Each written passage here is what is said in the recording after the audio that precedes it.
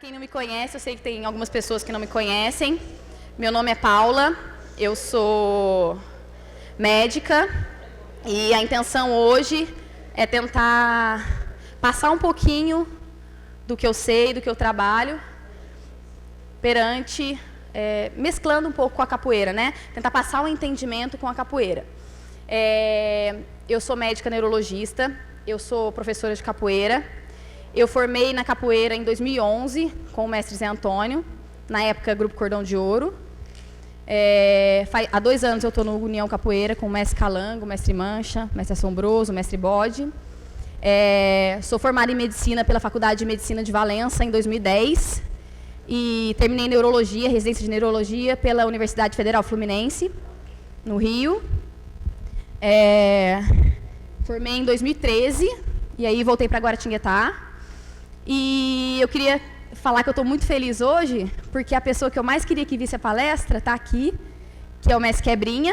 Onde é que está o mestre Quebrinha? Porque é o mestre Quebrinha que me deu essa ideia. Eu falei o ano passado isso. Ele, toda vez que me encontrava, ele falava isso, de tentar unir as duas coisas que eu fazia. E eu estou muito feliz que ele está aqui hoje, para ver o resultado. Eu já dei essa palestra, mudei um pouquinho, na Faculdade de Medicina de Taubaté, que eles me chamaram. Dei o ano passado aqui no evento. E eu tentei inovar um pouquinho para a gente tentar fazer alguma coisa um pouquinho mais prática para ninguém dormir, né? Porque falar só de cérebro cansa um pouco às vezes.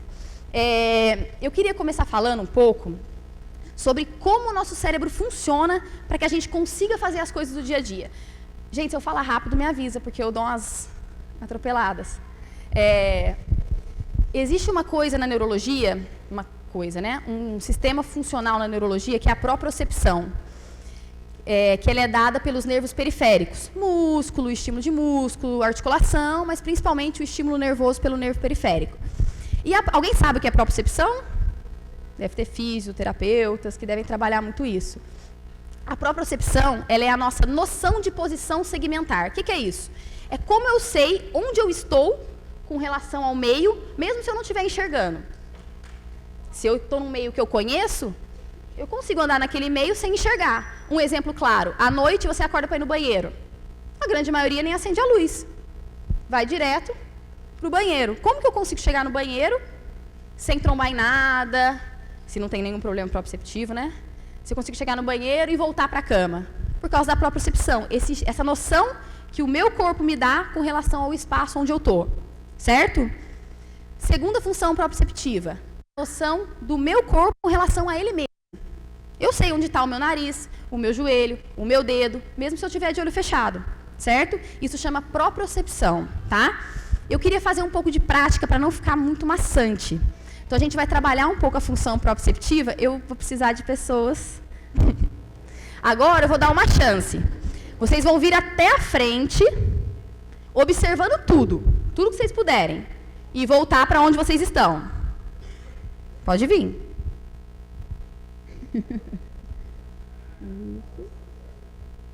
Tá prestando atenção, Rafa? Tá. Essa foi a chance. Agora volta para onde vocês estavam.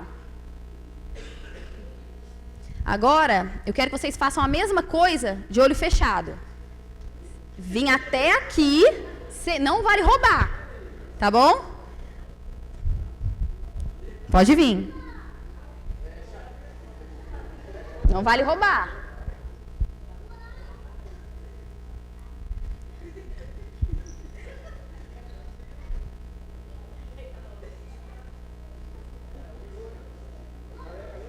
E é para voltar de olho fechado também.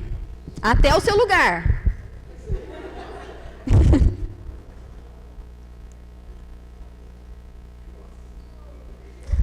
Sem abrir.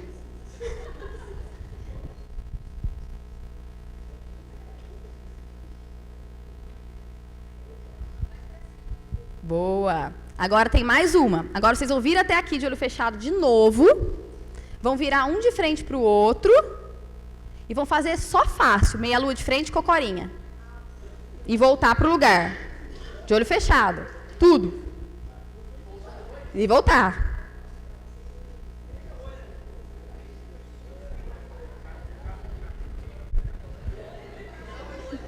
Isso. Fecha o olho.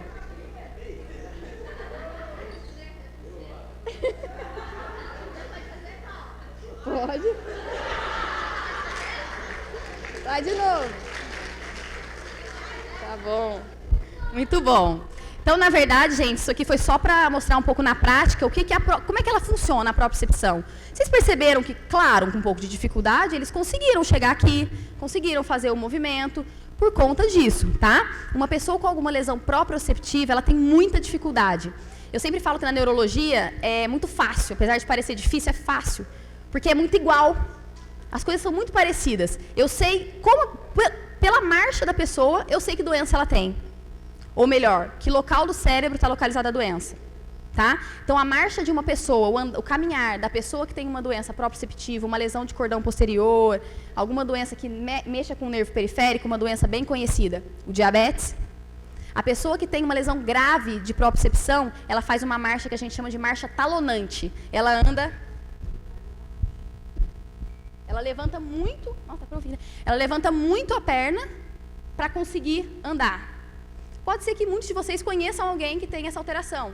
Ela perde essa noção do subir uma escada, parece uma coisa simples. Ela perde completamente essa noção. Ela vai levantar muito a perna para ele conseguir, ele vai bater o calcanhar no chão.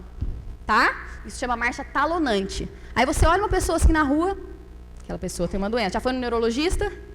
Vai ver o nervo, certo? Então, a propriocepção, ela é fundamental para a gente conseguir fazer as coisas do nosso dia a dia. Um exemplo clássico, o mestre Ponciano está cansado de ver, por que um deficiente visual consegue jogar capoeira? Ele consegue jogar capoeira porque ele tem a função proprioceptiva funcionando. Boa. Para a gente manter o equilíbrio, a gente precisa de 3 funções. Na verdade, 2 dessas 3. Nós temos 3 sistemas que influenciam no equilíbrio. Labirinto, conhecidíssimo, né, da famosa labirintite, propriocepção e visão. Para eu conseguir manter o equilíbrio, eu preciso de pelo menos 2 funcionando. Se eu tiver a visão e o labirinto funcionando, eu vou ter uma alteração de marcha, por conta da propriocepção, mas eu vou conseguir andar. Se eu tiver uma deficiência visual, mas eu tiver com a propriocepção intacta e o labirinto intacto, eu vou conseguir me movimentar normalmente, certo? Como que a gente faz esse teste? Tem um teste neurológico que a gente chama manobra de Homburg. A gente pede, eu estou suspeitando que o paciente tem uma doença proprioceptiva. É simples. Junta os pés, ele fica aqui, fecha os olhos. Na hora que ele fecha, ele cai. Imediatamente. Porque o que está mantendo ele em pé é a visão associada ao labirinto. Ele já perdeu a propriocepção. A partir do momento que ele fecha os olhos, ele cai. É imediato. Ele nem bambeia. Ele fecha, ele cai. Diferente de uma doença do labirinto. O paciente fecha os olhos com uma labirintite, ele fica assim, ó. Ele pode cair depois, mas ele não cai na hora. A propriocepção é na hora. Fechou, ele caiu. Tá? Então, é um teste muito simples que diagnostica alguma coisa importante, uma doença importantíssima. Certo? Eu queria falar agora, falei da propriocepção, de outra função cerebral que a gente falou bastante no ano passado, que é a função cerebelar. Alguém lembra o que o cerebelo faz? Tinha bastante gente que estava aqui. Lembra, Rê? Lembra? Você não prestou atenção. O cerebelo, ele tem esse nome que é como se fosse um mini cérebro, né? Cerebelo é um pequeno cérebro. Ele fica abaixo do nosso encéfalo, do cérebro. O cerebelo, ele é considerado o nosso maestro. Ele que dá a maestria dos nossos movimentos. Mais especificamente, vamos falar da capoeira. Por que eu consigo fazer os movimentos tão precisos, tão dentro do tempo na capoeira? Porque eu tenho uma função cerebelar treinada, intacta. O cerebelo, ele é fundamental para a nossa função motora. É ele quem coordena que horas o meu músculo vai contrair, que horas o meu antagonista vai relaxar, para eu conseguir fazer um movimento. Sem essa função cerebelar, sem esse controle cerebelar, eu não consigo. Marinheiro, vou te fazer uma pergunta, você vai tentar ensinar aqui para mim, tá? Você já viu uma pessoa bêbada? Já? Nunca passou por isso? Não. Você já viu uma pessoa bêbada andando? Como que ela anda? Tentando equilibrar. Imita um bêbado.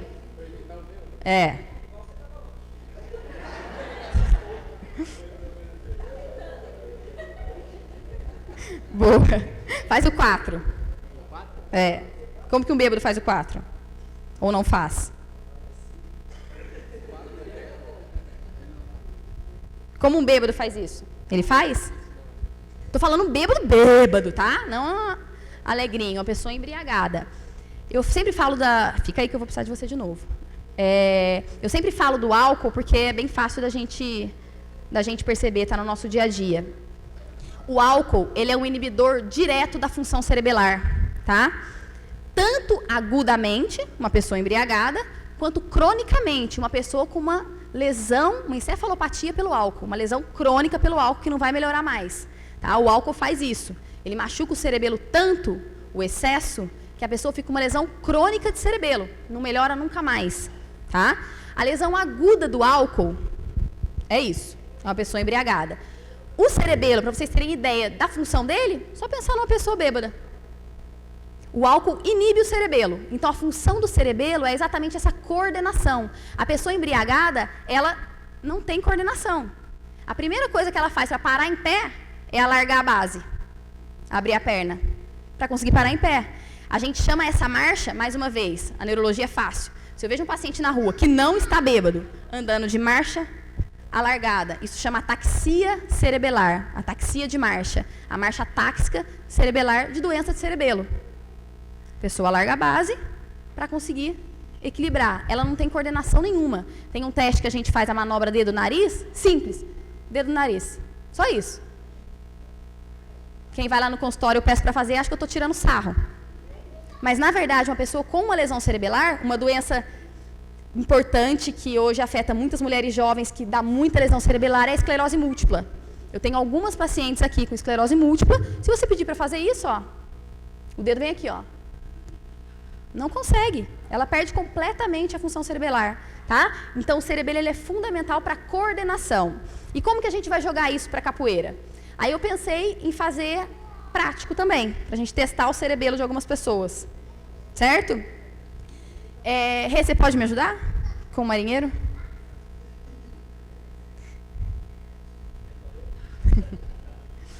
Não, porque na hora que você fez na aula, eu pensei na hora que você fez o martelo. Vamos testar. Então, na verdade, o que o cerebelo faz? Ele faz o controle do movimento. Veja bem, o cerebelo não é responsável pela força. Tem nada a ver com a força. O cerebelo é responsável pelo controle do movimento. Para ele fazer um martelo e ele esquivar no tempo certo, os dois têm que estar com a função intacta. Se ele fizer um martelo e ele não esquivar, não tiver esse tempo, esse cerebelo treinado, vai tomar. E vice-versa. Se ele não tiver o controle do martelo, ele pode acertá-lo, tá? Então, a brincadeira é bem simples. Primeiro, eu vou querer que você faça um martelo e pare bem na orelha dele. Dos dois lados, pra gente tentar. O cerebelo também tem hemisférios, igual o cérebro. Esquerdo e direito. Tem que testar os dois. Direito e esquerdo. Você vai confiar nele só. Mais nada. A sua função.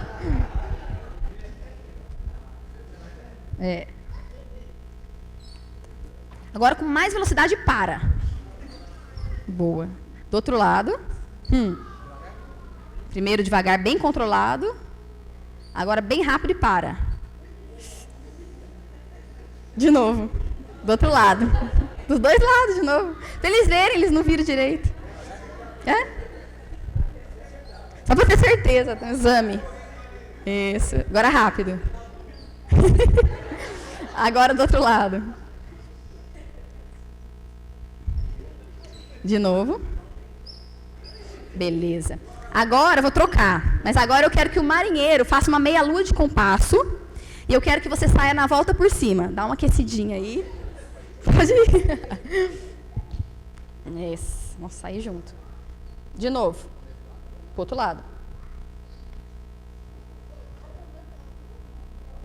De novo, tá? Alta mesmo, meia-lua.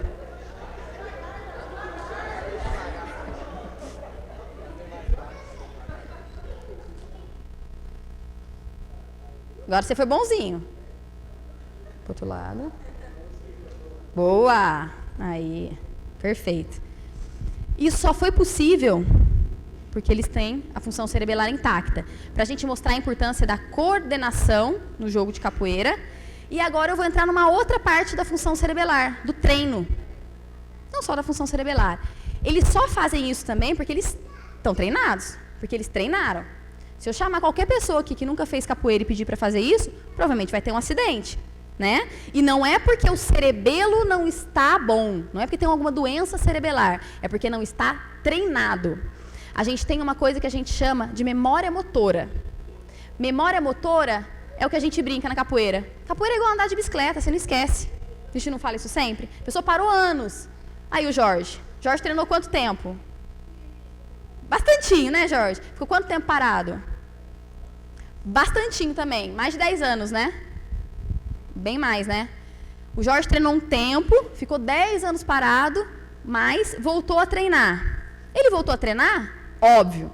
A resistência não é a mesma. Você não aguenta o que você aguentava há 20 anos atrás. Mas você sabe fazer. Essas são as palavras. Você sabe fazer aquele movimento. Por que você sabe? Porque o seu cerebelo tem essa memória. Tudo que você treinou por um tempo na sua vida, tudo, qualquer esporte, qualquer coisa, língua, idioma, qualquer coisa, tudo que você treinou por um tempo, você não vai esquecer mais. Você não vai, eu garanto para você. Você não esquece porque você tem essa memória sedimentada no seu cerebelo. Você não esquece esse movimento mais, tá? Seja na capoeira, seja em qualquer outro esporte. Então, isso é o que a gente brinca de capoeira é igual andar de bicicleta, por conta dessa memória cerebelar que a gente tem. Se vocês quiserem sentar, daqui a pouco eu chamo. Obrigada. Nós vamos ficar ali. Depois eu chamo de novo. Então, essa memória motora é o que faz a gente conseguir sedimentar e é o fundamento do treino. Por que a gente treina, afinal? Por que a gente treina? Para ficar bom. Para aperfeiçoar, o que a gente falou. Eu treino para eu aperfeiçoar aquele movimento. Quanto mais eu treino, mais eu aperfeiçoo. Quanto mais eu treino, mais forte fica essa ligação dessa memória no cerebelo, tá? A gente tem uma capacidade neurológica fantástica que não foi descoberta há tanto tempo, que chama neuroplasticidade. Isso ocorre em qualquer lugar do cérebro. Estou falando mais da parte física, motora aqui, então estou me ligando mais ao cerebelo. Pode falar, mestre. Pode, claro.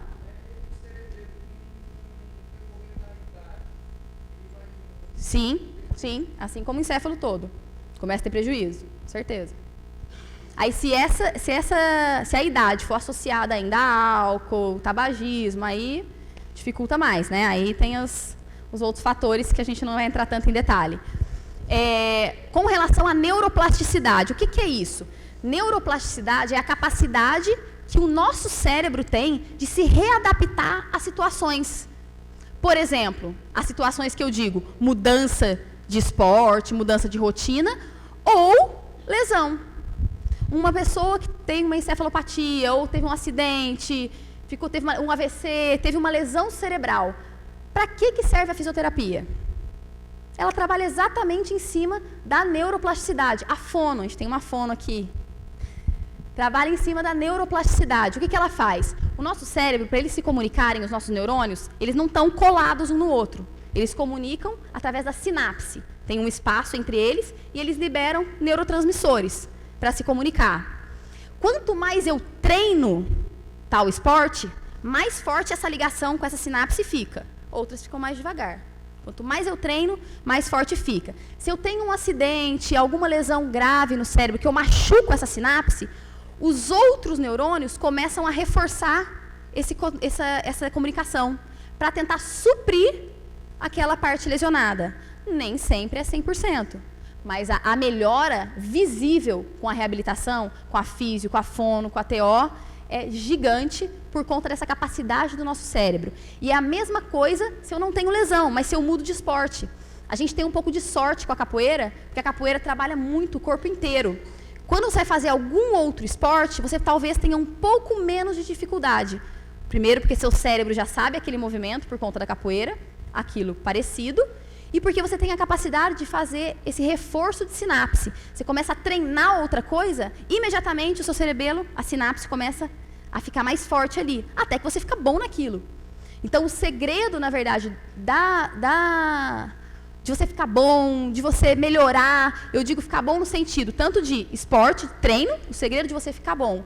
E o segredo de você melhorar após alguma lesão é treino, é reabilitação, é insistir. Eu sempre falo que muito, mas muito, infinitamente mais importante do que o neurologista, num paciente que teve um AVC, alguma doença cerebral que precise de reabilitação, é o físio, é o fono, é o psicólogo, é o TO, porque são eles que vão fazer a diferença, são eles que vão fazer esse neurônio reforçar essa sinapse.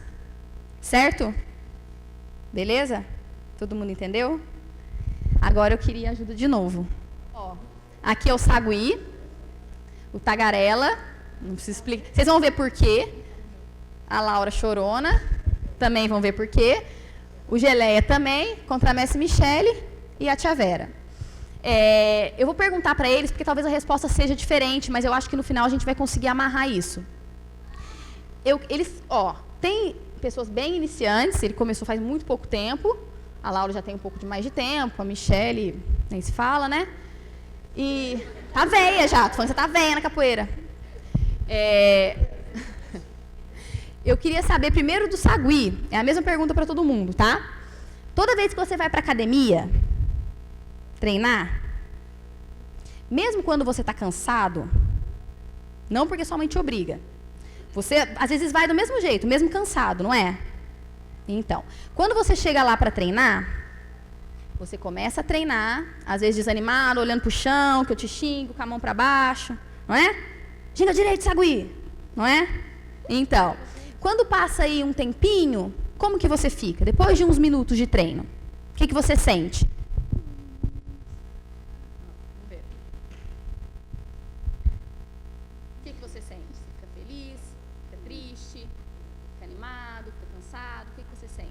Feliz? Isso que eu queria ver. Muito bem. Mesma coisa para você. Depois que você começa a treinar, quando passa aí um tempinho do treino, como que você se sente? Feliz. Feliz também? Você colou dele ou você sente feliz mesmo? Sinto feliz mesmo. Você sente feliz mesmo? Você chega feliz lá depois? Tá bom. E você, Laura? Depois de uns 20 minutos de treino, você está treinando, às vezes você está cansada, passou uns 20 minutos, como você se sente? Me sinto bem por ter conseguido algo novo ou vencido o cansaço e tal, assim. E você, Geleia? Você sabe o que eu perguntei? Então responde. Eu me sinto com vontade de cantar. Com vontade de cantar, isso aí, filho? Vontade de cantar.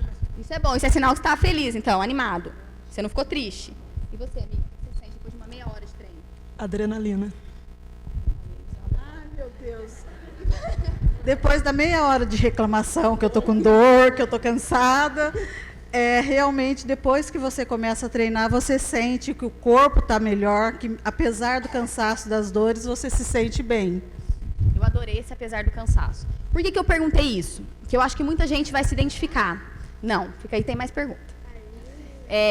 O que acontece? Toda vez que a gente começa a treinar, que a gente faz alguma atividade física que a gente gosta ou que a gente tenha se identificado, depois de uns 20 minutos de treino, meia hora mais ou menos, o nosso cérebro começa a liberar um neurotransmissor chamado serotonina, muito conhecido por todo mundo. É o neurohormônio do prazer, da felicidade. Então, essa palavra que eu falei, que eu gostei de ouvir, feliz, exatamente por isso. Porque a serotonina, ela deixa a gente feliz. Então, às vezes, você começa a treinar, você está desanimado, aí está chovendo, está frio. Essa semana foi, às vezes, frio, né? E preguiça de ir. Começa a treinar, passa meia hora. Está animado, está no gás. Isso aí é pela liberação de serotonina. E a gente tem uma vantagem, porque a serotonina, ela não sobe e cai. A serotonina, ela sobe e ela se mantém por até 72 horas no organismo, mais estável. Por isso que eu sou muito chata com meus pacientes, porque a atividade física, ela é muitas vezes melhor do que medicação, tá? Não estou falando que remédio não funciona, muito pelo contrário, remédio funciona e ajuda muito, mas a atividade física pode fazer talvez o mesmo papel ou melhor do que a medicação. Um exemplo, na síndrome depressiva ou no tratamento de ansiedade. As medicações normalmente para ansiedade e síndrome depressiva, exemplo, fluoxetina, amitriptilina, escitalopram, as medicações para ansiedade e síndrome depressiva, elas fazem a estabilização da serotonina no nosso organismo. A gente toma essas medicações diariamente para a serotonina se manter estável no nosso organismo. A atividade física faz a mesma coisa. Então, se eu tiver uma atividade física regular, não adianta ir uma vez por mês, uma vez por semana. Se eu mantiver uma atividade física de umas 3 vezes por semana, regular, eu vou manter esses neurotransmissores estabilizados. E, às vezes, nem medicação precisa, certo? Então, às vezes, a medicação eu até começo para a gente dar aquele up, depois a pessoa consegue se manter bem. O que é difícil, às vezes, de tirar a medicação é o psicológico. A pessoa tem medo de parar. Mas depois que para, percebe que está tudo bem. Por quê? Poxa, eu estou mantendo uma vida regular de atividade física, de fazer o que eu gosto. Prazer, eu sempre falo, tem que sair da rotina, tem que fazer coisas que goste, coisas que elevem a serotonina, tá? É isso que dá o bem-estar, o prazer, a vontade de viver, certo? Outra coisa, outra pergunta, tá bom? Às vezes você está desanimado, está com preguiça de ir. Por que você vai? Não é porque sua mãe manda, né? Que eu gosto. Porque você gosta. E você? Mesmo quando... É difícil você não querer ir, mas mesmo se você não quer ir, o que te faz ir pra capoeira? Por que você vai? Porque eu gosto de treinar. Porque você gosta de treinar. E você? Por que você vai quando você está cansada? Porque eu me sinto bem. Lá. Você sabe que você vai se sentir bem lá. E você, Geleia, por que você vai? Ou você não vai, né? Eu vou todo dia. Vai. Por que você vai? Porque eu quero aperfeiçoar meus movimentos. Ah, você quer aperfeiçoar os movimentos. Ai, Porque eu gosto. porque ele gosta. Eu acho que o corpo aí já fica acostumado e você entra numa rotina de exercício. Então, ele pede que eu, por exemplo, segunda e quarta, eu tenho que estar lá. Não faço tudo, reclamo, dou risada, mas estou lá. E você, Michele? Opa, isso é bom. Por prazer e porque o corpo sente falta. Alguém sabe, eu estou falando aqui um pouquinho dos neurotransmissores, eu falei da serotonina. Que neurotransmissor faz isso? Poxa, eu estou com preguiça, eu estou embaixo da coberta. Por que eu vou? Por que eu levanto e eu vou? Porque já acostumou. Pela dopamina. A gente tem um neurotransmissor que chama dopamina. A gente fala que é o neurotransmissor motivacional. Ele é responsável pela nossa motivação. Toda vez que eu faço uma atividade física, a capoeira mais especificamente, eu termino aquele treino, quantas vezes a gente não sai? Nossa, treino não, o treino foi bom. Quantas vezes você chega animado em casa porque o treino foi bom? Além da serotonina, a gente começa a liberar dopamina. Essa dopamina também se mantém estável no organismo até alguns dias depois. E aí, às vezes, está desanimado e a dopamina fica ali para você, ó, vamos que é bom, vamos que você tem que ir, vamos que você tem que ir. Você levanta, você nem sabe por quê. Chega lá com aquela cara para treinar, aí você vai. Quem faz isso é a dopamina, o nosso cérebro é fantástico, tá? Quem faz isso é a dopamina, certo? Ô, louco. Agora, eu queria fazer uma pergunta bem parecida com a primeira, tá? Depois de um tempo que você está treinando, aquele treino bem puxado, que você está cansada, que está doendo o corpo. Depois de um tempo, você continua sentindo dor? Se sentindo muito cansada? Não, porque às vezes o corpo pede mais. E você? Você é preguiçoso, né? Eu? Eu estou na turma dele. Eu não. Não. Hã? Você entendeu a pergunta? Quando você treina muito, você está muito cansado. Você está muito cansado. E aí você continua. Parece que você não está sentindo mais dor, parece que melhorou. Por que você continua? Não sei. Tá bom. E você, Miguel? Prazer. É, né? Prazer. Prazer é uma palavra boa. Por quê? A gente tem um outro neurotransmissor que também é liberado durante a atividade física, que é muito conhecido, que a gente fala, vamos liberar endorfina. A endorfina, ela é o nosso analgésico natural. Ela age no cérebro nos mesmos locais que a heroína e a morfina. Por isso que ela dá o prazer daquela atividade física. Então, toda vez que eu estou fazendo uma atividade física, para quem corre também, isso é muito típico. Tá correndo no início, parece que tá muito difícil, depois parece que você não sente mais aquela dor, a dor daquele treino, aquela dificuldade tão grande por questão física de dor, porque a endorfina tá agindo, e a endorfina que faz com que a gente não sinta esse peso daquela atividade. Talvez no dia seguinte, no outro, a gente sinta muita, mas no momento, a endorfina que faz com que a gente consiga fazer essa atividade, mesmo quando você chega com dor para treinar, esquenta o corpo, daqui a pouco você não sente mais, porque a endorfina vai sendo liberada, certo? E tem mais um neurotransmissor que a Michelle até usou a palavra dele, que é a adrenalina. A adrenalina é muito fácil da gente ver, eu queria falar mais com a Michelle, vem aqui, que é mais graduada. Pode sentar. Amiguinha. Não, é porque eu pedi para um graduado vir, para a gente poder identificar bem a adrenalina, né? Toda vez que você vai para uma roda, aquela roda que está pegando fogo, que você está com vontade de jogar, com vontade de entrar, como que você... Isso que eu quero que você me fale. Como que você fica? Seu coração? Disparado. Coração disparado. Muito. Você fica atenta ou fica perdida? Eu fico atenta, mas dá um frio na barriga. Isso. A respiração? Bem... Como fala? Você começa a suar? Sempre. Sempre, né? Aqui eu tô suando. Aqui talvez ela esteja. Na verdade, eu não combinei nada com eles. Por quê? Porque eu queria que realmente fosse o mais sincero possível, para a gente mostrar que é assim que funciona. Nosso cérebro é muito, muito, muito fantástico. A adrenalina, ela faz exatamente isso. Ela é um neurotransmissor que ela é liberada... Suando? Ela é liberada muito rápido e ela também cai muito rápido, né? Eu dou o exemplo da roda de capoeira, por quê? É isso que a Michelle falou. Ela chegou numa roda que está pegando fogo, o coração acelera. Por que o coração acelera? O nosso organismo, a adrenalina, ele é um neurotransmissor da luta e fuga. Os animais liberam muita adrenalina o tempo inteiro, na caça, na fuga. Por quê? Eu estou num momento de perigo. Aquele momento ali é de perigo. O que meu corpo faz? Meu corpo entende que eu preciso me proteger. Então, ele começa a bombear o sangue mais rápido para mandar mais sangue para o músculo. O músculo, ele dilata, faz uma vasodilatação para receber mais sangue. Por isso que na roda, você faz coisa que no treino às vezes você não faz. Fala, caramba, eu consegui na roda, não faço no treino. Com o corpo mais frio um pouco. Por que você faz? O seu músculo está com uma potência muscular fantástica por conta da adrenalina, dessa vasodilatação. Está cheio de sangue.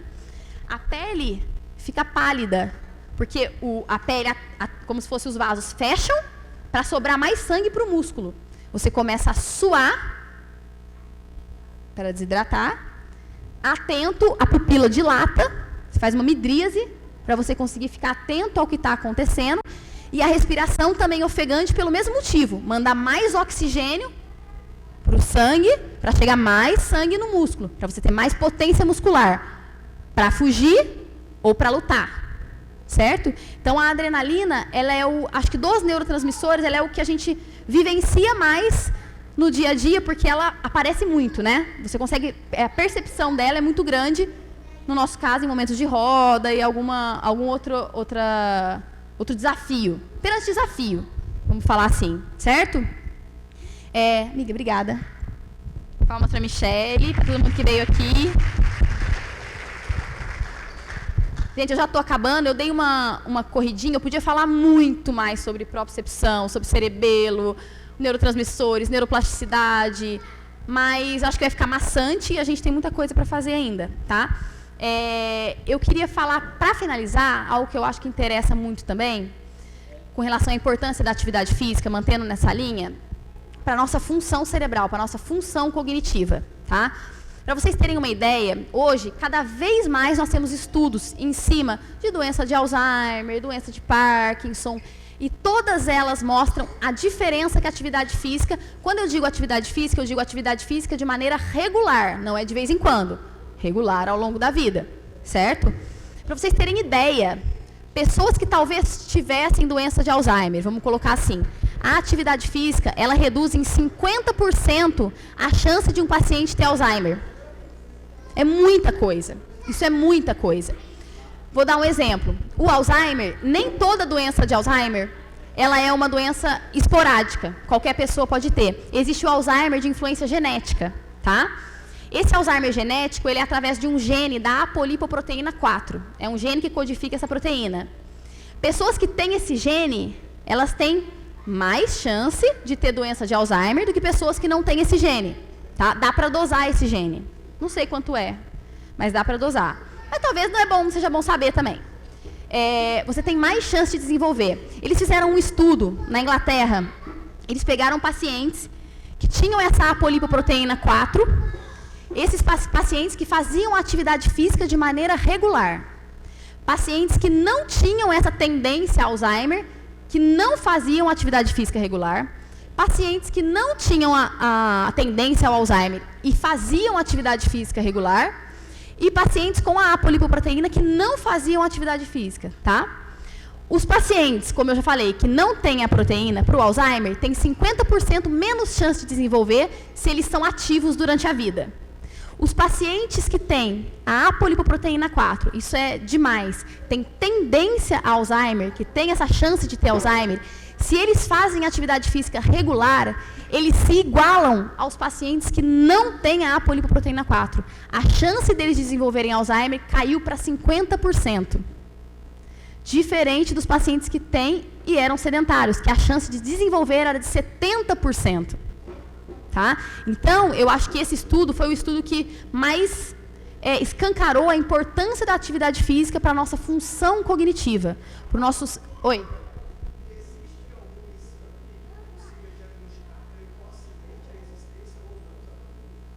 Tem um teste genético. Você dosa a apolipoproteína. Só é caro, eu acho, aqui no Brasil. Não, particular. Mas tem como.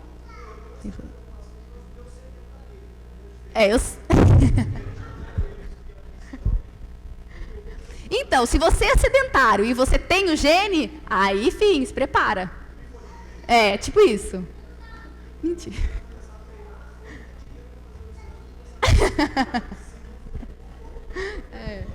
Pois é. Na verdade, não é só a atividade física. Eu falei aqui especificamente da atividade física. Mas você, Vitor, é um cara que estuda muito, que lê muito. As pessoas que leem, que têm um nível educacional mais alto, eu digo nível educacional, não acadêmico só, tá? Pessoas que leem, que mantêm o cérebro mais ativo com relação à parte intelectual, elas têm muito menos chance de desenvolver também, tá? Isso também chega a 50%, 60% menos chance. Por quê? Um exemplo fácil de entender. A pessoa que ela tem um nível educacional mais baixo, que lê pouco, não gosta de ler, não procura saber, não tem interesse em nada, ela tem pouco conteúdo, ela perde rápido aquele conteúdo. As pessoas que têm muito conteúdo intelectual, elas demoram muito mais, talvez, a manifestar a doença. Mesmo que você vá ter Alzheimer, talvez você manifeste lá para os seus 80, 90 anos. Sim. Mas não necessariamente é genético, é o que eu falei. Pode ser um Alzheimer esporádico. A grande maioria é esporádico. Geralmente, o Alzheimer genético, uma dica, o Alzheimer dessa apolipoproteína 4, ele começa precoce, antes dos 60 anos. O paciente já começa a ter sintoma. O Alzheimer esporádico, depois de 60, 70 anos de idade. Entendeu? Certo? Tá bom? Então, o nível intelectual também influencia, tá? Tô falando mais da parte física, porque é o que a gente está fazendo aqui. Mas, por exemplo, um exemplo legal. Pessoas que falam de 2 a 3 idiomas diminuem em 30% a 50% a chance de desenvolver Alzheimer. Então, pessoas que têm já um desenvolvimento maior da parte do idioma também. Isso tudo que eu estou citando, gente, são estudos enormes, tá? São estudos a longo prazo, de anos. Então, são estudos disponíveis. Só não estou me prendendo a cada estudo, senão a gente vai ficar até amanhã aqui falando. Mas tudo que eu estou falando tem estudos comprovando, tá? E é fácil, hoje o Dr. Google, você encontra tudo, se você procurar em fontes corretas, né? Então, tudo isso que eu estou falando tem, como vocês terem acesso, quem tiver mais interesse, procurar, certo? Então, na verdade, é isso, acho que eu já falei até demais. Espero que tenha sido proveitoso de alguma maneira e obrigada.